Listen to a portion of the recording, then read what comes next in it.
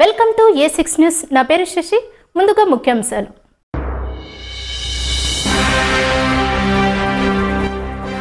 యాదాద్రి భువనగిరి జిల్లా మోత్కూరు మండలంలోని పాలడు గ్రామంలో జరిగిన రోడ్డు ప్రమాదంలో ఒకరి ప్రాణాన్ని బలి తీసుకుంది. అతివేగంగా వచ్చిన ఓ కారు అటుగా వెళ్తున్న ద్విచక్ర వాహనాన్ని మరియు ఆటోని బలంగా ఢీకొంది. ఈ ఘోర ప్రమాదంలో ద్విచక్ర వాహనంపై ప్రయాణిస్తున్న ముక్కెర చంద్రయ్య అక్కడికక్కడిగా మృతి చెందాడు. మృతుడు ఎర్రగాలు గ్రామానికి చెందిన వ్యక్తిగా గుర్తించారు. కారు వేగంగా ఢీకొనడంతో ద్విచక్ర వాహనం పూర్తిగా ధ్వంసమైంది. స్థానికుల సమాచారంతో ఘటనా స్థలానికి చేరుకున్న పోలీసులు కేసు నమోదు చేసి దర్యాప్తు ప్రారంభించారు. మృతదేహాన్ని పోస్టుమార్టం నిమిత్తం ఆసుపత్రికి తరలించారు.